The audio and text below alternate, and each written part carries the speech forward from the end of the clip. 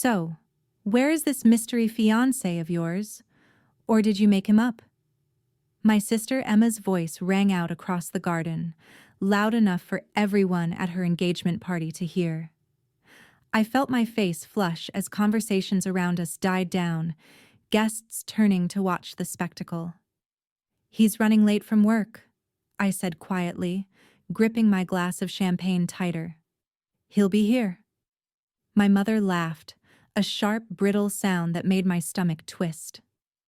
"Work on a Saturday afternoon? Really, sweetheart, you don't have to keep up this charade. We all know there's no fiancé." My name is Abigail. I'm 27 years old, and I've spent most of my life being the disappointment of the family. While Emma excelled at everything from her law degree to her engagement to Ethan, a successful investment banker, I chose a different path. I worked as a marine biologist, spending months at sea studying coral reef ecosystems. It wasn't glamorous by my family's standards, and it certainly didn't pay well, but it was mine. Standing in my parents' perfectly manicured backyard in Savannah, Georgia, surrounded by Emma's equally perfect friends and their judgmental stares, I wished I was anywhere else. The late afternoon sun beat down on us, making the silk dress I'd borrowed feel like a prison. "Abigail has always been creative," my father added from his position near the barbecue, where he was holding court with Ethan's father. "Remember when she said she was going to save the oceans? Now she's inventing boyfriends." The guests laughed. Some looked uncomfortable, but most seemed entertained by my humiliation. Emma smiled sweetly, her hand resting on Ethan's arm, her enormous diamond ring catching the sunlight. She had called 2 weeks ago to tell me about this party, and in a moment of weakness, I'd mentioned I was seeing someone. That single comment had spiraled into my family assuming I was engaged, and when I tried to correct them, they'd talked over me, already planning how to show me up at Emma's celebration. "Tell us about him," Emma pressed, her green eyes glinting with malicious glee. "What does this phantom fiancé do? Where did you meet him?" I opened my mouth, then closed it. The truth was complicated. 3 months ago, I'd met someone during a research expedition in the Caribbean. His name was Daniel, and he'd been funding marine conservation projects across the region. We'd spent 2 weeks together, talking late into the night about ocean preservation, sharing meals in tiny coastal restaurants, watching sunsets from his yacht. When the expedition ended, he'd kissed me goodbye and said he'd see me again soon. Since then, we'd exchanged messages and video calls when his schedule allowed, and he'd visited me twice in Savannah. But we'd never discussed labels or the future.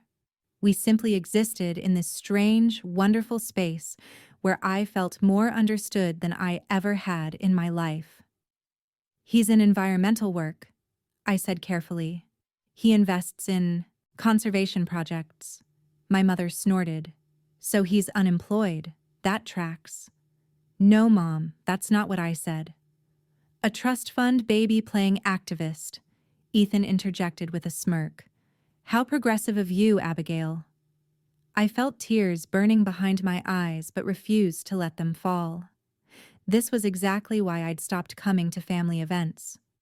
Every holiday, every birthday, every celebration turned into an opportunity for them to remind me that I wasn't good enough, that I'd chosen wrong, that I was a failure. "He's actually quite successful," I said, hating the defensive note in my voice. "He's just private about his work." "Because he doesn't exist," Emma sang out, and several guests chuckled. My phone buzzed in my pocket. I pulled it out, seeing Daniel's name on the screen. "Running late, traffic, be there in 20 minutes. Love you." My heart squeezed at those last 2 words. He'd started saying them a week ago, and every time it felt like a small miracle. "Let me guess," my father said, noticing my phone. "He's canceling." "He's 20 minutes away," I replied, my voice barely audible. "Sure he is," my mother said, exchanging glances with my Aunt Linda, who'd flown in from Raleigh, North Carolina, for the occasion. Abigail, sweetheart, it's okay to be alone. You don't have to invent a relationship to make yourself feel better about your choices. I'm not inventing anything. Then where's the ring? Emma demanded, grabbing my left hand and displaying it to the crowd. You said you were engaged, but there's no ring because there's no fiancé. I pulled my hand back, my cheeks burning. I never said I was engaged. You all just assumed. Because you let us, my mother interrupted. You let us believe you'd finally found someone because you knew we'd pity you otherwise. And here we are, pitying you anyway, because you got caught in your own lie. The words hit like physical blows. I looked around the garden, seeing the mixture of amusement and secondhand embarrassment on the faces of strangers and distant relatives. The fairy lights strung between trees, which would look magical at dusk, now seemed to mock me, promising a celebration I'd never be part of. I think I should go, I whispered. No, stay, Emma said quickly, her voice saccharine and sweet. I want to meet this mysterious fiancé. She paused, then added, unless you're admitting there isn't one. I checked my phone again. 15 minutes. I could endure 15 more minutes of this torture. Daniel was real. He was coming. He'd meet my horrible family, and then I'd never have to see them again. I'd already decided, standing here in this garden full of people who should love me but only seemed capable of cruelty, that this was the last time. I'll wait, I said quietly. My mother sighed heavily. Abigail, this is just sad. You're making this worse for yourself. But I held my ground, checking the time on my phone every few seconds, willing Daniel to arrive and prove them all wrong. The party continued around me, but I felt like I was standing in a bubble of isolation. Emma had moved on to showing off her wedding venue photos on her phone to a cluster of admirers, occasionally glancing my way to make sure I was still there, still suffering. My mother had cornered me by the drink table, continuing her assessment of my life choices. You know, when you were younger, I had such hopes for you, she said, refilling her wine glass. You were so bright, so full of potential. And then you went off to study fish and threw it all away. I have a doctorate in marine biology, Mom. I didn't throw anything away. A doctorate that pays how much? $40,000 a year? 50 if you're lucky? She shook her head. Meanwhile, Emma is making 6 figures at her firm, marrying a man who makes even more. She's building a life. You're just floating. The irony of using the word floating about someone who spent half their life underwater wasn't lost on me, but I didn't bother pointing it out. My mother had never understood my work. To her, success was measured in salary and social status, not in published research or conservation efforts. I like my work, I said simply. That's what people say when they've failed at everything else. I excused myself and wandered to the edge of the garden, where the perfectly trimmed hedges gave way to a view of the marsh beyond. This house, this life, had never felt like home to me. I'd grown up here, sure, but I'd never belonged. Emma had always been the golden child, the one who made our parents proud. I'd been the strange one, the girl who brought home injured birds and spent hours reading about ocean ecosystems instead of socializing at country club events. My phone buzzed. 10 minutes out. Can't wait to see you, I typed back quickly. Warning, my family is awful. I'm sorry in advance. I can handle awful. See you soon. I smiled despite everything, tucking my phone away as my Aunt Linda approached. She was my mother's younger sister, equally obsessed with appearances and social standing. She'd never married, which made her particularly vicious about other people's relationships. Your mother told me about your imaginary boyfriend, she said, without preamble. I have to say, Abigail, it's a bit pathetic. Even for you. He's not imaginary, Aunt Linda. Then where is he? It's been, what, an hour since the party started? Any real boyfriend would have made it by now. I didn't bother explaining about traffic or work commitments. It wouldn't matter. They'd made up their minds about me years ago, and nothing I said would change their perspective. I was the failure, the disappointment, the one who'd never measure up to Emma's achievements. My father joined us, Ethan in tow. Everything all right over here? Just chatting with Abigail about her mysterious fiancé, Linda said with a knowing smile. Ethan laughed. Come on, Abigail, you can admit it. There's no guy. It's okay to be single. Some people just aren't meant for relationships. The condescension in his voice made my jaw clench. Ethan had always treated me like a child, even though I was only a year younger than him. He was exactly the kind of man my family admired, wealthy, confident, and completely lacking in genuine warmth or empathy. He's on his way, I repeated for what felt like the 100th time. Sure he is, my father said. Look, sweetheart, we're not trying to be cruel. We're just concerned. You've always been a bit different. And that's fine. But you don't need to make up stories to fit in. Different. That word had followed me my entire life. Different because I preferred books to parties. Different because I chose science over law or business. Different because I actually cared about making a difference instead of making money. Different because I didn't see the value in their shallow, materialistic world. I'm not making anything up, I said, my voice tight. Emma appeared at my father's elbow, her expression one of exaggerated sympathy. Abigail, I know you wanted today to be about you too, but this is getting embarrassing. Can you please just admit there's no fiancé so we can all move on? Why do you care so much? I shot back, surprising myself with my sudden anger. Why does it matter to you if I'm dating someone or not? Because you're humiliating yourself, Emma said, her voice dropping to a harsh whisper. And by extension, you're humiliating all of us. Do you know how many people have asked me why my sister is lying about having a boyfriend? It reflects poorly on our entire family. I stared at her. This beautiful, accomplished woman who had everything she could want, and realized she was jealous. Not of what I had, but of the possibility that I might have found something she hadn't. A genuine connection with someone who valued me for who I was, not what I could do for them. He'll be here in 5 minutes, I said quietly. And then you can all apologize. My mother laughed. Oh, Abigail, you really committed to this, didn't you? What happens when 5 minutes pass and no one shows up? What's your excuse then? I checked my phone. Daniel had sent a new message. Arriving now. Where should I land? Land? My stomach did a small flip. He couldn't mean what I thought he meant. Could he?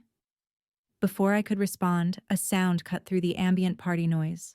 The distinctive thump, thump, thump of helicopter blades. Everyone in the garden fell silent, looking up as the sound grew louder. My mother's face went pale. Is that a helicopter? It's probably just passing over, my father said, but he sounded uncertain. The helicopter appeared over the tree line, sleek and black, descending toward the open field adjacent to the property. The downdraft from the blade sent napkins and decorations flying, causing guests to scramble for cover. Emma shrieked as her carefully arranged centerpieces toppled. I stood frozen, my heart pounding as the helicopter touched down gracefully about 50 yards away. The blades began to slow, and through the tinted windows I could see Daniel's familiar silhouette. He was really here. He'd come in a helicopter. Abigail, my mother said weakly. That's my fiancé? I said, and for the first time all day I smiled. The helicopter door opened and Daniel emerged, looking impossibly handsome in dark slacks and a crisp white shirt, sleeves rolled to his elbows. He carried a large gift box under one arm and waved to the crowd with his free hand, his smile warm and genuine. Even from a distance, I could see his dark hair was slightly windswept, his tanned skin a testament to the time he spent outdoors on various project sites. He walked toward us with the easy confidence of someone comfortable in his own skin, completely unbothered by the stunned silence that had fallen over the party. Behind him, the helicopter pilot began powering down the aircraft, and I noticed another figure, a woman in professional attire, climbing out with several more wrapped packages. "Abigail," Daniel called out when he spotted me, his whole face lighting up. He closed the distance between us in quick strides, set down the gift box, and pulled me into his arms, kissing me with a tenderness that made my knees weak. "God, I missed you." "Sorry I'm late, darling. Work ran longer than expected." When he pulled back, I was vaguely aware of my family gaping at us, but I couldn't take my eyes off him. "You came in a helicopter." "Traffic was impossible, and I promised I'd be here." He brushed a strand of hair from my face. "Nothing was going to make me miss this." "But where did you?" He laughed, that rich, warm sound I'd fallen in love with. "I borrowed it from a friend who runs a charter service. Cost me a favor, but you're worth it." He finally looked around at the assembled guests, his arm still around my waist. "I'm Daniel. You must be Abigail's family. It's wonderful to finally meet you all." My mother had turned an interesting shade of red, somewhere between embarrassment and fury. My father looked like he'd swallowed something unpleasant. Emma's mouth hung open, her perfect composure completely shattered. Ethan had gone pale, his earlier smugness evaporated. "You're real," my mother managed to say. "Very real," Daniel confirmed with a grin. "And very much in love with your daughter." I apologize for the dramatic entrance. I know it's Emma's celebration, and I didn't mean to steal focus. He turned to my sister, extending his free hand. "Congratulations on your engagement. Abigail's told me wonderful things about you." That was a lie, but a gracious one. Emma mechanically shook his hand, her eyes fixed on his watch. A vintage Patek Philippe that probably cost more than her car. "The helicopter," my father started. "Just a convenient way to avoid traffic," Daniel said easily. "I was at a project site in Belize, and when Abigail told me about today, I knew I couldn't miss it. We've been apart too long already." He squeezed my waist gently. The woman from the helicopter had reached us, carrying an armload of elegantly wrapped gifts. "Where would you like these, sir?" "These are for you," Daniel said to Emma and Ethan. Just a few things Abigail and I picked out. We wanted to contribute to the celebration. Emma accepted the packages with trembling hands. There were 5 boxes, each wrapped in expensive-looking paper with elaborate bows. She set them on the nearest table and carefully opened the first one. Inside was a crystal vase, clearly antique, clearly expensive. The second box held a set of monogrammed silver candlesticks. The third contained a gift certificate to one of Savannah's most exclusive restaurants, along with a bottle of wine that made Ethan's eyes widen. "This is a 1982 Chateau Margaux," Ethan breathed, carefully examining the bottle. "This costs—" "It's nothing," Daniel said dismissively. "Just wanted to celebrate the happy couple properly." My Aunt Linda had crept closer, openly staring at Daniel like he was some exotic creature. "What exactly do you do, young man?" "I work in environmental conservation," Daniel replied. "Specifically, marine ecosystem preservation. That's how Abigail and I met. Actually, she was consulting on one of my projects in the Caribbean." "Consulting?" my mother echoed, looking at me with new eyes. "Abigail's research is crucial to several initiatives I'm funding," Daniel explained. Her work on coral reef regeneration has been groundbreaking. I'm trying to convince her to come work for me full-time, but she's committed to her current research position. He looked at me with such genuine pride that my chest tightened. She's brilliant, your daughter, though I suspect you already know that. The silence that followed was deafening. My family, who'd spent the last hour mocking me, stood there realizing they'd badly miscalculated. Daniel wasn't some made-up boyfriend or trust fund activist. He was real. He was successful. And he clearly adored me.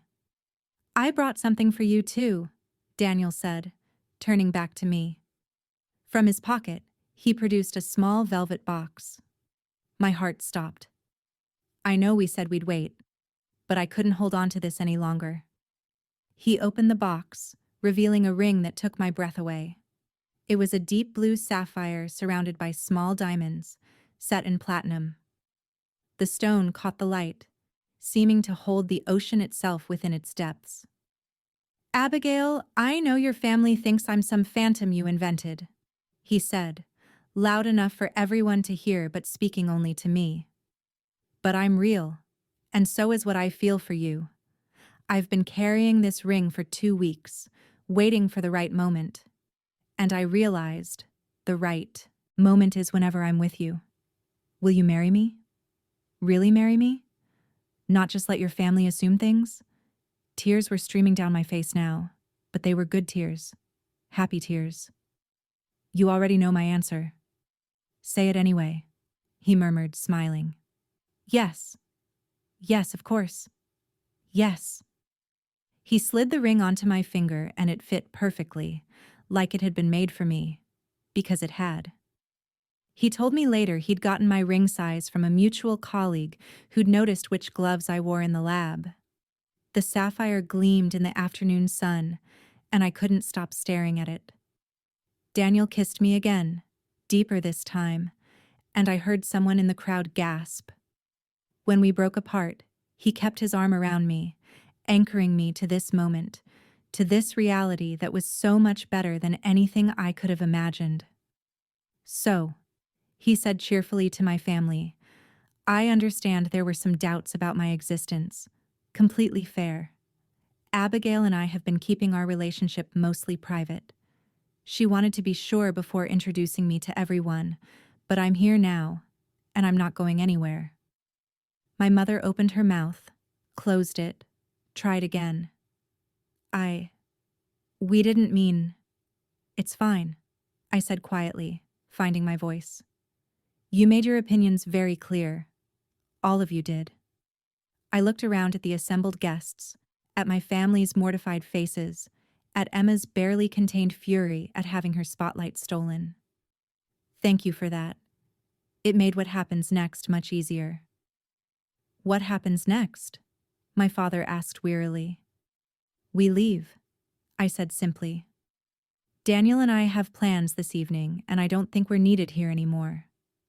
Emma, congratulations again on your engagement. I hope you have a beautiful wedding. I turned to my parents. Thank you for hosting today. It's been very illuminating. Abigail, wait, my mother said, reaching for my arm. We should talk. Should we? About what? How you spent the last hour telling everyone I was a liar? How you mocked my career, my choices, my life? I shook my head. I don't think there's anything left to say. Daniel's assistant had been standing quietly to the side, but now she approached with a large envelope. These are for the bride and groom, she said, handing it to Emma. From Abigail and Daniel, for the wedding.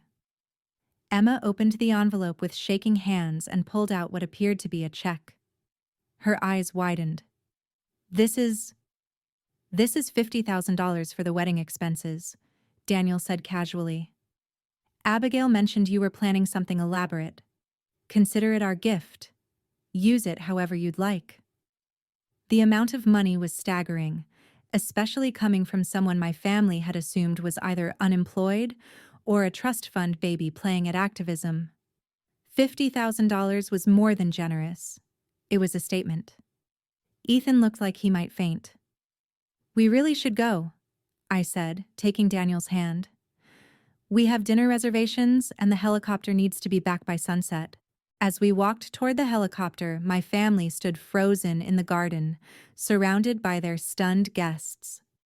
I could hear the whispered conversation starting up, the speculation about who Daniel really was, how much money he had, what it meant that he'd arrived in a helicopter bearing expensive gifts.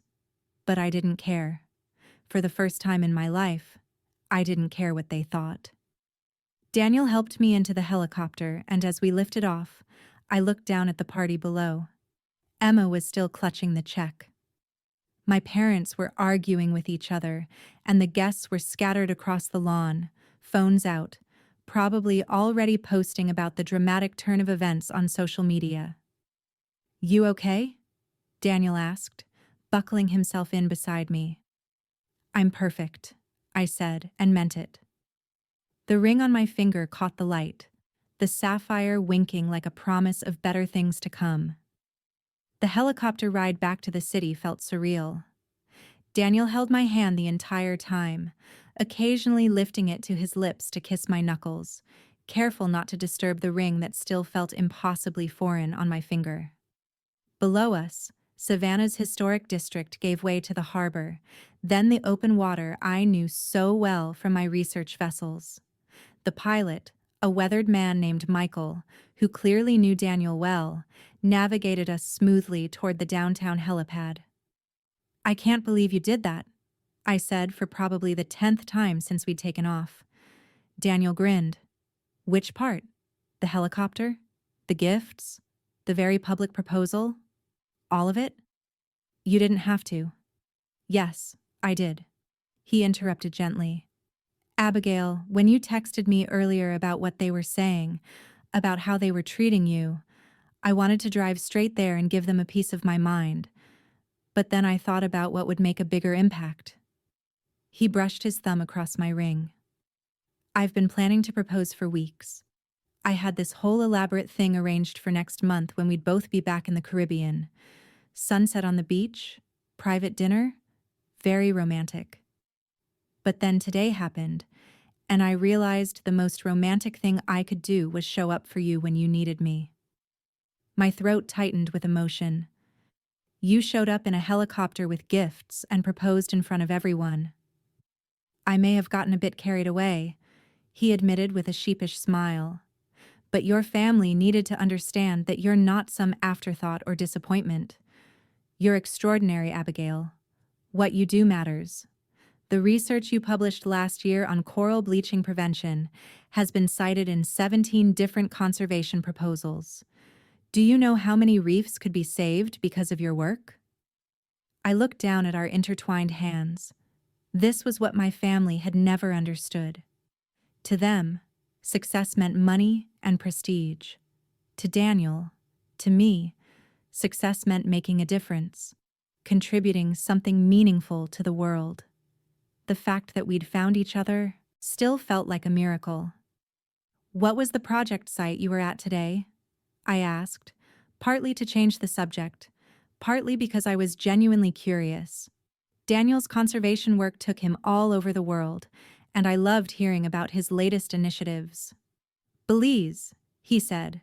"We're working with local communities to establish protected marine zones.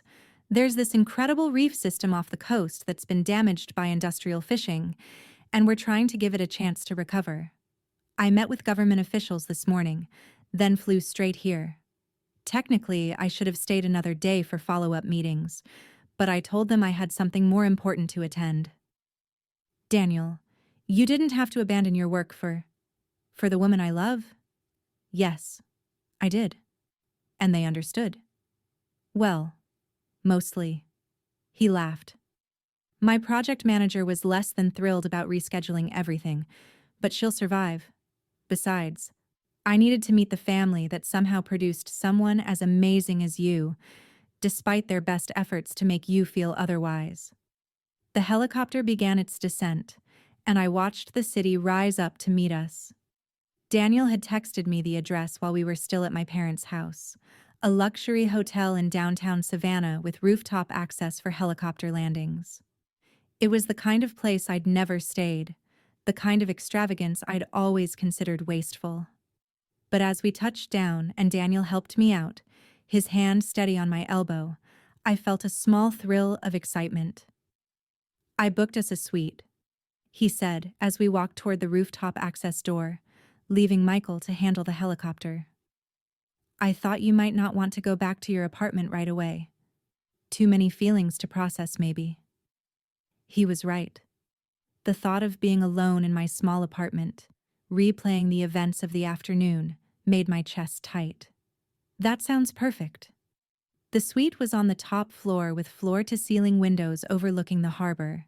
It was decorated in soft neutrals with a king-size bed that looked impossibly comfortable, and a sitting area with a view that made me catch my breath. Daniel tipped the bellhop who escorted us up, then closed the door behind us, finally giving us privacy.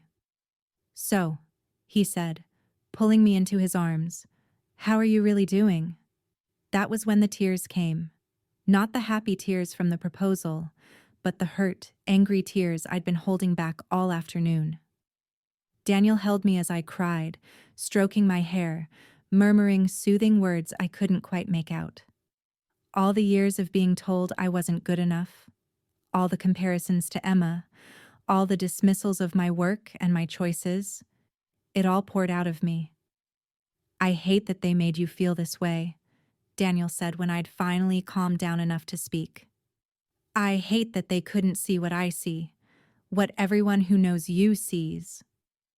"They've always been like this," I said, my voice muffled against his chest. "I thought I'd gotten past it. I thought I didn't care anymore. But today, when they were all laughing at me, saying I'd made you up, I know. And I'm sorry I wasn't there sooner. Traffic really was terrible, but I should have left earlier, should have anticipated it." "You came in a helicopter, Daniel. I think you made up for being late." He laughed, and I felt the rumble of it against my cheek. "Fair point. Though I have to admit, the look on your sister's face when I handed her that check was worth every penny. Did you see her expression?" "I saw everyone's expressions. My mother looked like she'd been slapped. My father couldn't stop staring at your watch. And Ethan. You do know that wine was probably worth more than all the other gifts combined, right?" "I have a very good wine broker," Daniel said with a shrug, "and I wanted to make a point. They thought you'd settled for some nobody.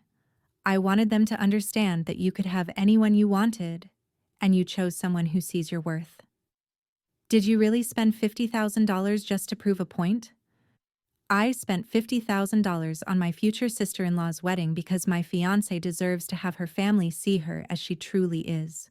Generous, kind, and far too good for any of them." He cupped my face in his hands.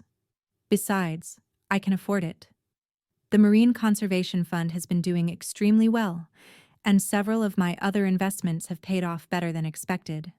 50,000 is a drop in the bucket, and if it makes them think twice before dismissing you again, it's money well spent."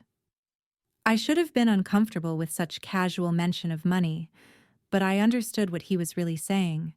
He was protecting me the only way he knew how, using the language my family understood, wealth and status, to force them to reconsider their treatment of me. "What happens now?" I asked. "My phone has been buzzing nonstop since we left. I'm afraid to look at it." "Then don't. Not tonight. Tonight is about us, about celebrating our engagement properly." He glanced at his watch. "We have dinner reservations at 8. That gives us 2 hours to relax, decompress, and forget about your family's drama. Tomorrow, we can deal with the fallout. Tonight, I just want to be with my fiancé." The word still felt strange, wonderful, terrifying. Fiancé. I was someone's fiancé. Daniel's fiancé. My phone buzzed again, insistent, and Daniel sighed. "You should probably check that, just in case it's work or something important." I pulled my phone from my clutch and immediately wished I hadn't. 23 missed calls, 47 text messages, 3 voicemails, all from my mother. The texts ranged from accusatory to apologetic to demanding. But it was the voicemail from my mother that made my blood run cold. I put it on speaker so Daniel could hear. "Abigail, you need to call me back immediately. I don't know what game you're playing, but that man is not who he says he is. I had Linda look him up, and there's hardly any information about him online. No social media, no company websites, nothing. Either he's hiding something or he's scamming you. Call me back right now so we can figure out how to handle this before you embarrass the family further." I stared at my phone, my mother's words echoing in the elegant hotel suite. Daniel had gone very still beside me, his expression unreadable. For a moment, doubt crept in. Not doubt about him, but doubt about my own judgment. How well did I really know him? We'd spent a total of maybe 6 weeks together in person over the past 3 months. Everything else had been video calls, messages, emails about research and conservation projects. "Say something," I whispered. Daniel ran a hand through his hair, a gesture I'd learned meant he was organizing his thoughts. "Your mother's not entirely wrong. I don't have social media. I don't advertise my work publicly. And if someone searches for me online, they won't find much beyond a few mentions in obscure environmental journals and some conference attendance records." My stomach dropped. Why? Because about 5 years ago, I learned the hard way that being too public about conservation work attracts the wrong kind of attention. He walked to the window, looking out at the harbor. I was working on a project in the Philippines, trying to shut down an illegal fishing operation that was destroying a protected reef. I was young, idealistic, and very vocal about it. I did interviews, posted on social media, made myself a target. Someone decided to make an example of me. What happened? They burned down the research station I was funding. 3 local staff members were injured. 1 lost an eye. His voice was flat, controlled, but I could hear the pain underneath. After that, I made a choice. I could keep fighting publicly and put more people at risk, or I could do the work quietly, behind the scenes, where I could actually make a difference without painting targets on the backs of the people helping me. I moved to stand beside him, taking his hand. "I'm so sorry. It's ancient history now, but it's why I keep a low profile. The people who need to know who I am, government officials, conservation organizations, researchers like you, they know. Everyone else doesn't need to know. It makes me more effective." He squeezed my hand. "But I understand why that looks suspicious to your family. To them, someone without a strong internet presence must be either irrelevant or hiding something." "My mother thinks you're scamming me." "I know. And honestly, from her perspective, I can see why. Rich guy appears out of nowhere, proposes to her daughter in a grand gesture, throws money around. It looks like a con." He turned to face me fully. "Abigail, I need you to understand something. I'm not perfect. I have flaws, baggage, a past that's complicated. But I'm not scamming you. Everything I told you about my work, about who I am, it's all true. I can prove it if you need me to. I don't need you to prove anything. I believe you." "Are you sure? Because if you have doubts, if you need time to think about this, I understand." We moved fast. Maybe too fast. The proposal today was impulsive, and while I meant every word, I don't want you to feel pressured. I looked down at the ring on my finger, the sapphire catching the light. "Do you want to take it back?" "God, no. But I want you to be certain. Not because your family approves or disapproves, but because you're sure about us, about me." Before I could respond, my phone rang. My mother again. I declined the call, but immediately Emma called. Then my father. It was like they'd coordinated their assault, taking turns trying to reach me. "They're not going to stop," I said. "Then maybe we should talk to them. Clear the air. Answer their questions." Daniel checked his watch. "We can push the dinner reservation back. This is important." "You want to face my family again after what they put you through today?" "They didn't put me through anything. You're the one they hurt. And if talking to them will give you peace of mind, help you move forward, then yes, I want to face them." Against my better judgment, I called my mother back. She answered on the first ring. "Finally, we're at your apartment. We need to talk to you and this Daniel person right now." "You're at my apartment?" "Mom, I didn't invite you." "This is too important to wait. Your father, Emma, Ethan, and I are all here. We need answers." I looked at Daniel, who nodded. "Fine, but we're not coming there.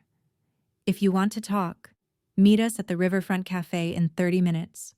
It's public, neutral territory." "Abigail, this is a family matter. We shouldn't discuss it in public." "Those are my terms. Take them or leave them." I surprised myself with the firmness in my voice. My mother was quiet for a moment. "Fine, 30 minutes." I hung up and immediately felt exhausted. I can't believe they went to my apartment. "This is your family showing their true colors," Daniel said, sitting beside me on the bed. "And honestly, it might be better to do this now. Get everything out in the open rather than let it fester. They have questions. We'll answer them. Then we move on with our lives. What if they try to convince me you're dangerous? What if they make me doubt you?" He took both my hands in his. "Then you doubt me. That's your right. But I hope, after everything we've been through together, after all our conversations about conservation and research and the future we could build together, that you know who I am." I leaned against him, drawing strength from his solid presence. "I know who you are. You're the man who spent 3 hours helping me sort coral samples even though you had meetings to attend. You're the man who cried when we saw those baby sea turtles hatch. You're the man who listens. When I talk about my work, really listens, and asks questions because you genuinely care. I know you, Daniel." "Good. Then let's go talk to your family and help them understand what you already know." We changed for dinner. Me into a simple navy dress I'd packed in my overnight bag. Daniel into a fresh shirt he'd apparently stashed in the suite earlier. As we took the elevator down to the lobby, I tried to prepare myself for another confrontation. The Riverfront Cafe was a casual spot overlooking the marina, popular with tourists and locals alike. We got there first and claimed a large table on the outdoor patio, positioning ourselves with a view of the entrance. "You okay?" Daniel asked, ordering us both waters from the hovering waitress. "No, but I will be." I twisted the ring on my finger, a nervous habit I'd apparently already developed. My family arrived exactly on time, my mother leading the charge with my father, Emma, and Ethan trailing behind. My mother looked like she'd been crying, her makeup slightly smudged. Emma appeared angry, her jaw set in a way I recognized from childhood arguments. Ethan looked uncomfortable. My father's expression was carefully neutral. They sat down without greeting us, and an awkward silence fell over the table. The waitress, sensing the tension, quickly took drink orders and fled. "So," my mother began, her voice tight, "are you going to explain yourself? Or are we supposed to just accept that you've suddenly gotten engaged to someone we know nothing about?" "I don't need to explain anything to you," I said quietly, "but I'll do it anyway. Daniel and I met 3 months ago during a research expedition he was funding. We've been dating since then. Today he proposed. I said yes. That's the entire story." "3 months?" Emma scoffed. "You've known him for 3 months and you're engaged. Abigail, that's insane." "You got engaged to Ethan after 6 months," I pointed out. That's different. We ran in the same social circles. Our families knew each other. You met this man on some random island. The Caribbean, Daniel interjected politely. And it wasn't random. I own property there. Abigail was conducting research on a reef system I've been working to preserve. My father leaned forward. What exactly do you do, Daniel? What's your company? Where's your office? I run a private conservation fund, Daniel replied. I don't have a company in the traditional sense, and I don't have an office. I work from wherever the projects are. And this fund, it's profitable? Profitable enough. I also have other investments, real estate, some tech startups, a few renewable energy ventures. The fund is my passion project. The investments are how I fund it. But there's nothing online about you, my mother pressed. Linda searched everywhere. What kind of legitimate businessman has no online presence? Daniel's expression remained pleasant. The kind who values privacy and security. I've had threats, serious ones, from people who don't appreciate my conservation work interfering with their profits. I keep a low profile to protect myself and the people I work with. That's very convenient, Ethan said, speaking for the first time. He'd been studying Daniel with a calculating gaze. No online presence means we can't verify anything you're saying. For all we know, that helicopter was rented with money you don't have. Those gifts were bought on credit, and you're running some elaborate long con on Abigail. The accusation hung in the air. I felt my face flush with anger, but Daniel put a calming hand on my knee under the table. You're right, he said, surprising everyone. You can't verify what I'm saying through a simple internet search, but I can provide verification if you need it. I have bank statements, property deeds, investment portfolios. I can give you the contact information for the director of the Caribbean Conservation Alliance, the head of marine biology at the University of Florida, who collaborates with my fund, and the governor of the province in Belize, where I was working this morning. They'll all vouch for who I am and what I do. Then why not just put this information online? My father demanded. As I explained to Abigail, I learned the hard way that public exposure in this line of work can be dangerous. But I'm not asking you to take my word for it. I'm offering you concrete proof. Daniel pulled out his phone. I'm sending you all the contact information right now, along with authorization for them to discuss my work and finances with you. Call them, email them, do whatever due diligence you need. I have nothing to hide. My phone buzzed as the email arrived. I glanced at it. A list of names, phone numbers, and email addresses for what looked like very impressive people in both conservation and business circles. He'd also attached scanned copies of several documents, including what appeared to be property deeds and bank statements with balances that made my eyes widen. This could all be fake, Emma said, but her voice had lost some of its certainty. Call them, Daniel challenged. Right now, I'll wait. My father glanced at his phone, scrolling through the attachments. I watched his expression shift from skepticism to surprise to something that looked like grudging respect. He tapped on one of the phone numbers and stepped away from the table to make a call. While he was gone, Daniel continued, addressing my mother and Emma. I want to address something else. You seem to think I'm taking advantage of Abigail, but I'd argue it's the other way around. Your daughter is one of the most brilliant marine biologists of her generation. Her work is cited in conservation proposals around the world. She's dedicated her life to protecting ocean ecosystems, while most people her age are focused on building wealth and status. And you've spent today treating her like she's a failure because she chose purpose over profit. We never said she was a failure, my mother protested weakly. Really? Because I heard you tell her she threw away her potential. I heard you mock her career choice. I heard you suggest she'd invented me because no real man would want her. Should I go on? The table fell silent. Emma was staring at her hands, and my mother's face had gone pale. Ethan looked like he wanted to be anywhere else. "I didn't know you heard all that," my mother said quietly.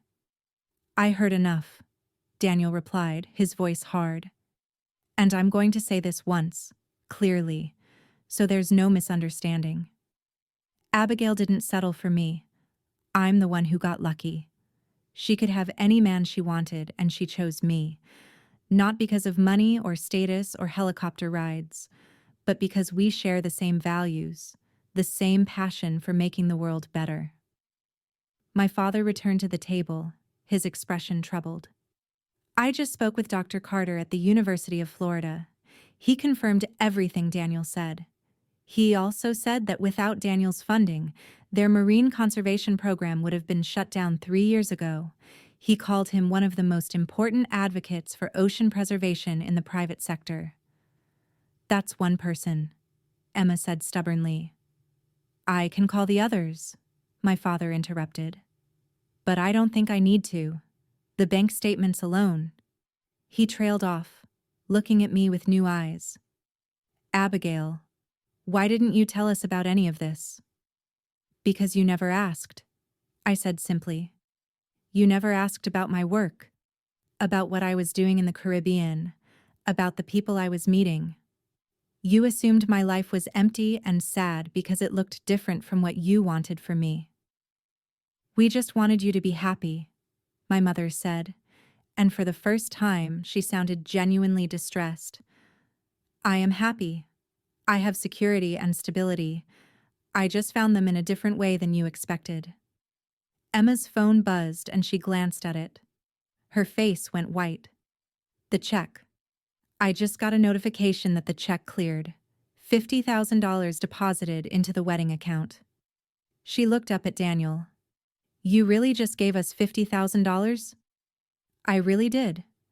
Consider it an investment in family peace, though I'm starting to think that might have been optimistic on my part." Ethan had been reading through something on his phone, and now he set it down with a heavy sigh. "I looked up the Belize project Daniel mentioned. It's real.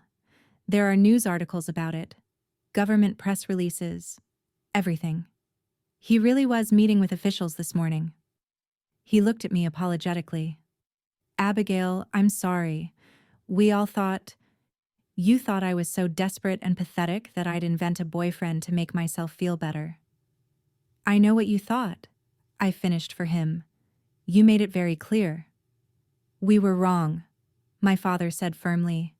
He turned to Daniel, extending his hand. "I apologize for our suspicion and our behavior today. You came to celebrate with us, and we treated you and Abigail abominably." Daniel shook his hand, though I could feel the tension in his body. "I appreciate the apology, but it's not me you need to apologize to. Abigail is the one who's been carrying the weight of your disappointment and criticism for years."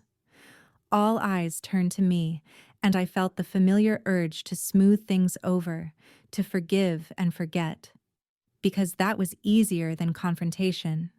But Daniel's hand found mine under the table again, anchoring me. "I'm not going to tell you it's okay," I said slowly. "What happened today wasn't okay. What's been happening for years isn't okay. You've made me feel like a disappointment my entire adult life because I chose a different path than Emma. You've dismissed my work, mocked my choices, and today you publicly humiliated me. An apology is a start, but it doesn't erase the hurt." "What can we do?" my mother asked, tears streaming down her face. "I don't know if you can," I admitted. "But if you want to try, it starts with respecting my choices.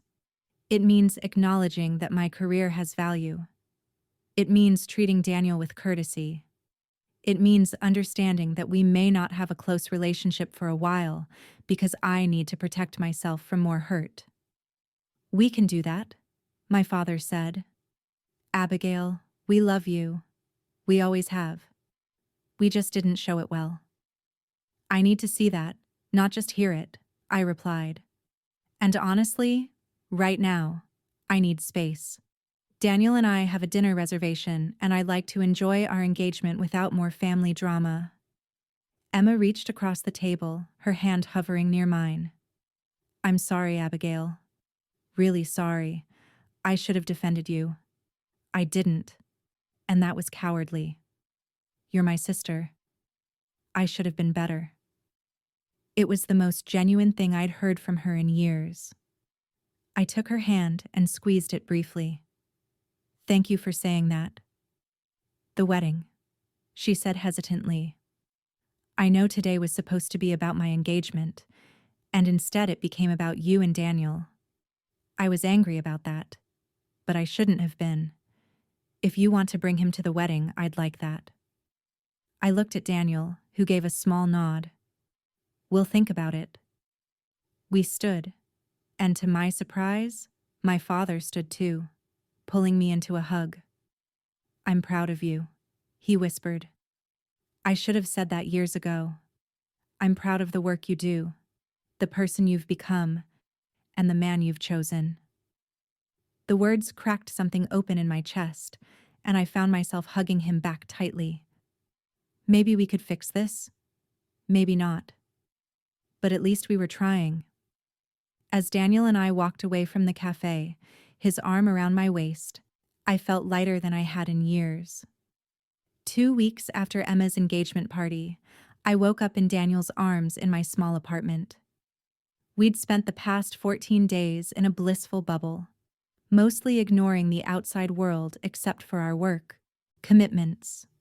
He'd extended his stay in Savannah, working remotely while I continued my research at the coastal lab. Every morning we had coffee together. Every evening we cooked dinner and talked about everything and nothing. It was perfect. Too perfect. My phone buzzed on the nightstand. A text from Emma. Family dinner tonight at Mom and Dad's. Please come. We need to talk about something important. I showed Daniel the message.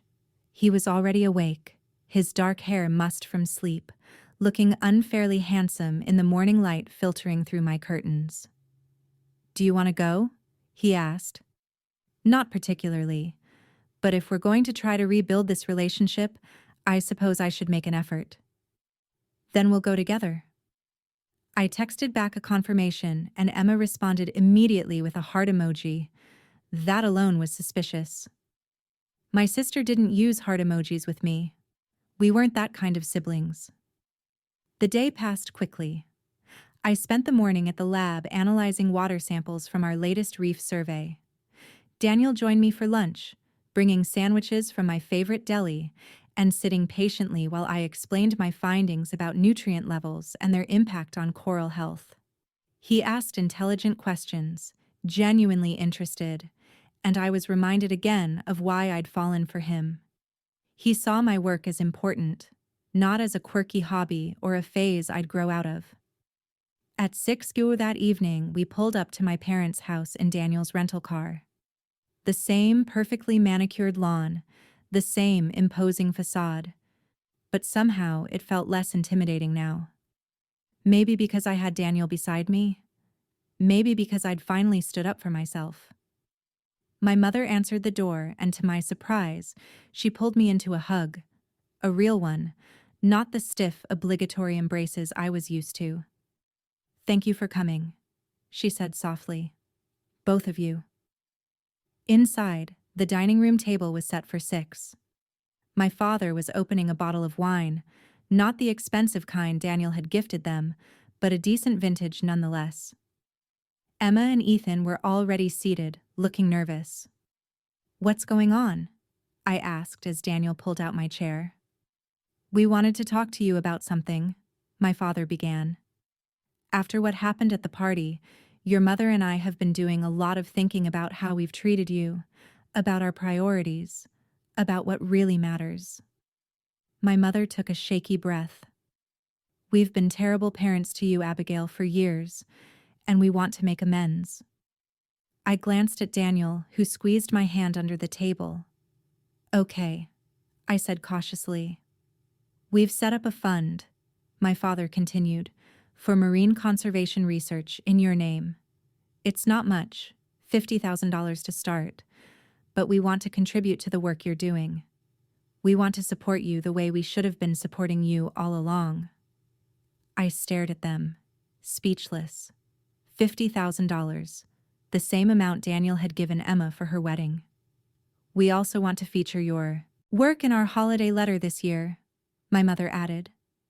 For years, we've been bragging about Emma's accomplishments to our friends, but we've barely mentioned you. That changes now. We want people to know that our daughter is doing important work, making a real difference in the world. And I want to apologize again, Emma said, her voice small. I've been thinking about what you said, about how I should have defended you. You were right. I was jealous of you, Abigail. Not of what you had, but of the fact that you had the courage to choose your own path, to do what made you happy, regardless of what anyone else thought. I've spent my whole life trying to be what Mom and Dad wanted, and you just didn't. You were brave, and I was a coward. Tears were streaming down my face now. Daniel handed me his napkin, his own eyes suspiciously bright. I don't know what to say, I managed. You don't have to say anything, my father replied. We don't expect you to forgive us immediately. We just want you to know that we're trying. We see you now, Abigail. Really see you, and we're proud of you. Dinner was surprisingly pleasant. We talked about my research, about Daniel's projects, about Emma's wedding plans. Ethan asked intelligent questions about coral reef ecosystems, and my mother actually listened when I explained the intricacies of my work. It felt like having a real family dinner for the first time in years. As we were leaving, Emma caught my arm. There's something else, she said quietly. I've been talking to the partners at my firm. We handle a lot of environmental law, and I mentioned your work to them. They're interested in providing pro bono legal services for conservation initiatives. I thought maybe Daniel's fund could use that kind of support. I looked at my sister, this woman I'd spent so long resenting, and saw her trying, really trying. That would be amazing, Emma. Thank you. It's the least I can do. In the car, on the way back to my apartment, Daniel was quiet. Finally, he said, That was unexpected. Good unexpected or bad unexpected? Good. Definitely good. Your family really is trying. They are. I didn't think they would, but they are. He brought my hand to his lips. You deserve this, Abigail. You deserve to have people who see your worth. I have you. That's enough. You have me, and now you have them too. You can have both. Maybe he was right. Maybe I could have both. The next morning, I woke to my phone ringing. It was barely 7 hours, and Daniel groaned beside me, pulling a pillow over his head. Who calls this early? He mumbled. I grabbed my phone, squinting at the screen. Unknown number. I almost declined, but something made me answer. Abigail, it's Dr. Carter from the University of Florida. Is everything okay? More than okay. I'm calling because we've had a development. You know the reef restoration project you consulted on last year? Course. It had been one of my favorite projects, working with Dr. Carter's team to develop new techniques for coral propagation. The results are in, and Abigail, they're extraordinary. We're seeing a 92% survival rate in the transplanted corals. That's unprecedented. We're going to publish the findings, and we want you as lead author. My heart stopped. Lead author? You developed the methodology. You should get the credit. This is going to change the field, Abigail. This is the kind of breakthrough that saves reefs around the world. After I hung up, I turned to Daniel, who'd given up on sleep and was watching me with a smile. Good news? The best news. The reef project, it worked. It really worked. And they want me to lead the publication. He pulled me into his arms, laughing. Of course it worked. You're brilliant. I've been telling you that for months. This is huge, Daniel. This could mean grants, more research opportunities, maybe even a permanent position at the university. Dr. Carter mentioned they're creating a new marine conservation chair. He thinks I should apply. Then you should apply. Abigail, this is everything you've worked for. But a permanent position would mean staying in Gainesville, and your work takes you all over the world. The reality of our situation suddenly crashed over me. What's wrong? He asked, reading my expression. If I take a position in Gainesville and you're traveling constantly for your projects, then we figure it out. I can base myself out of Gainesville. I have property in the Caribbean, remember? It's a short flight, and most of my work can be done remotely anyway. The only time I need to be on site is for major meetings or project launches. You'd do that? Restructure your whole life? Abigail, I'd restructure my whole life 100 times over if it meant being with you. You're not asking me to give anything up. You're giving me a reason to build a home base, something I've never had. I've been nomadic for years because I had no reason to stay anywhere. Now I have a reason. You. I kissed him, pouring all my gratitude and love into it. When we finally broke apart, he was grinning. Besides, Gainesville has excellent seafood and beaches nearby. And you. What more could I want? My phone rang again. This time it was Emma. Can I call you back? I answered. I just got some amazing news. Is it about the paper? Because I just saw Dr. Carter's tweet about it. Abigail, this is incredible. He's calling you a pioneering voice in marine conservation. I put her on speaker so Daniel could hear. You follow Dr. Carter on social media? I started following a bunch of marine biology accounts after the engagement party. I wanted to understand your work better. And Abigail, what you're doing is incredible. I had no idea the scope of it. There are so many people talking about your research, so many conservation groups citing your findings. How did we not know about this? Because you never asked, I said, but without bitterness. I know, and I'm sorry for that. But I'm asking now. Tell me everything. So I did. I spent 20 minutes explaining the reef project, the methodology, the implications for coral conservation worldwide.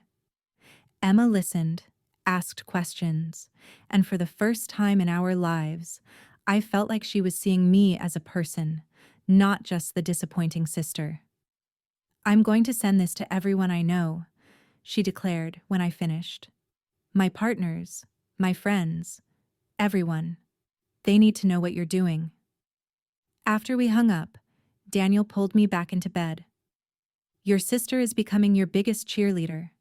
It's weird, but good weird. It's what you deserve. Everyone who knows you should be cheering for you. We spent the rest of the morning in bed, making plans. Daniel would start looking for a permanent place in Gainesville. I would apply for the university position. We'd set a wedding date for next spring, somewhere in the Caribbean, intimate and beautiful. Maybe on a beach at sunset, the way he'd originally planned his proposal. What about your family? I asked. You've never mentioned them. His expression grew distant.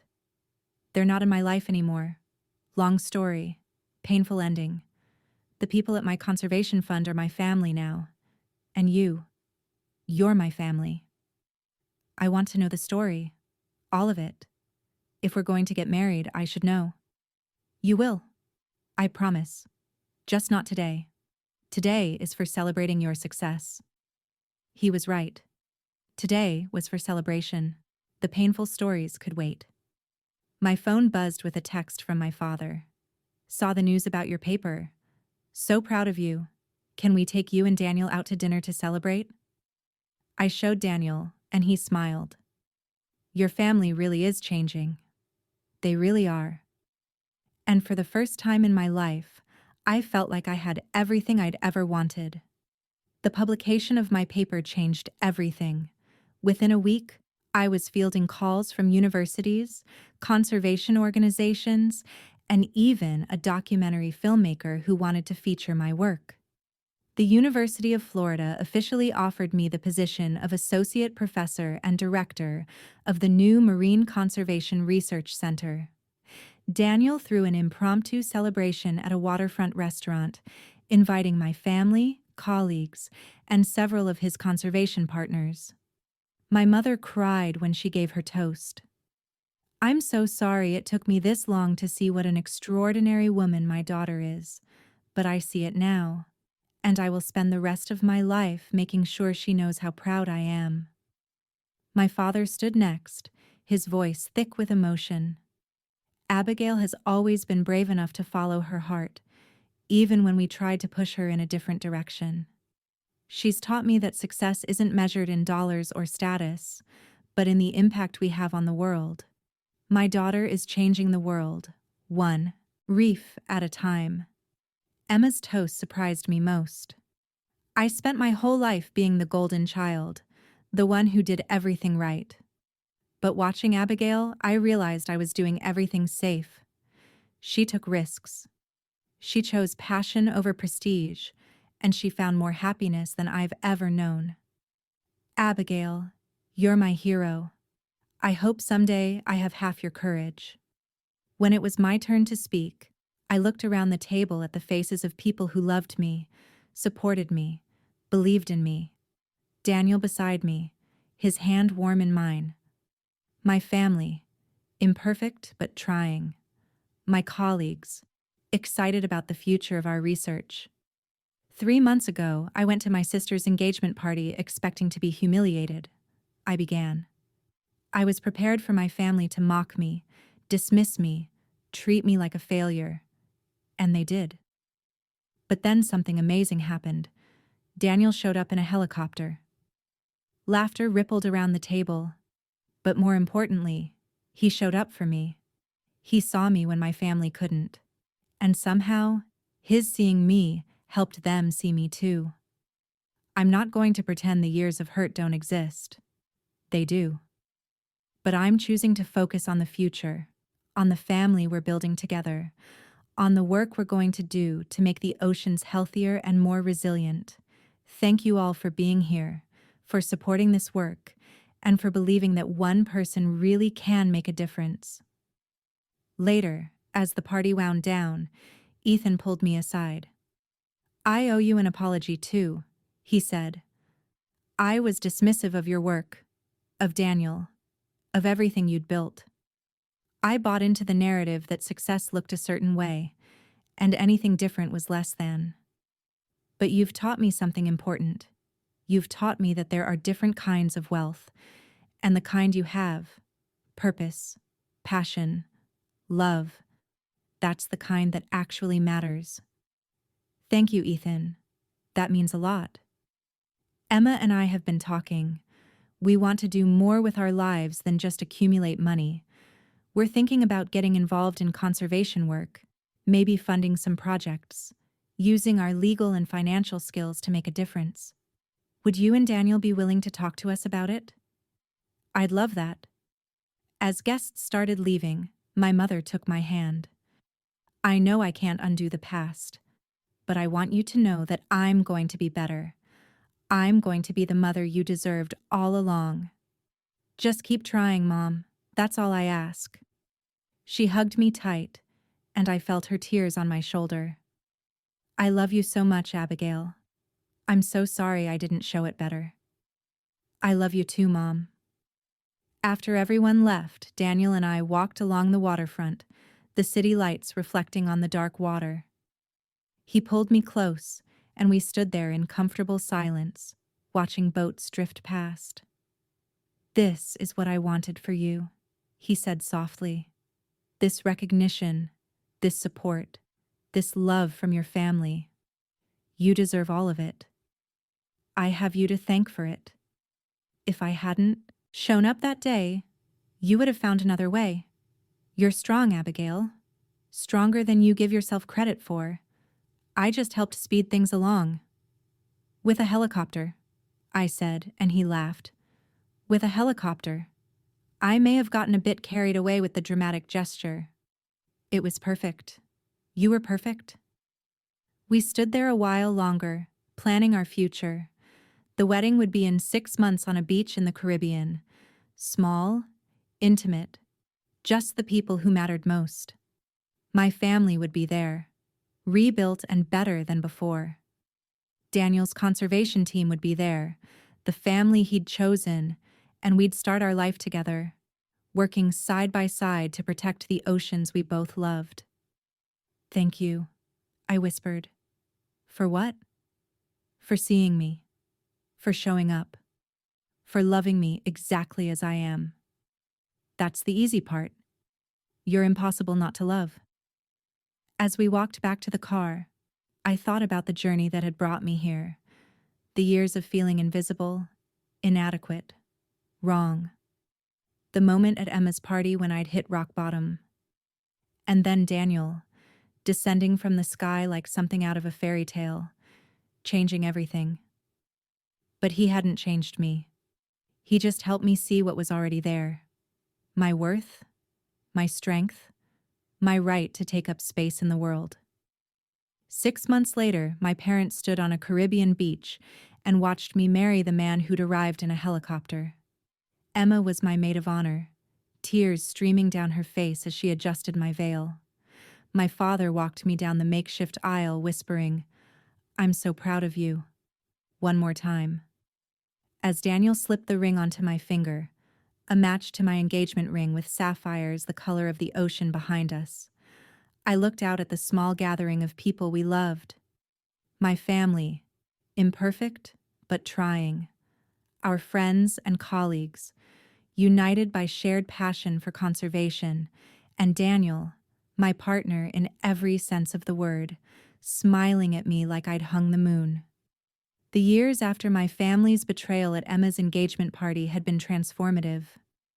My parents had established the Abigail Conservation Fund, which now supported 3 different marine research projects. Emma's law firm provided pro bono legal services to environmental organizations, and she'd become an advocate for ocean protection legislation.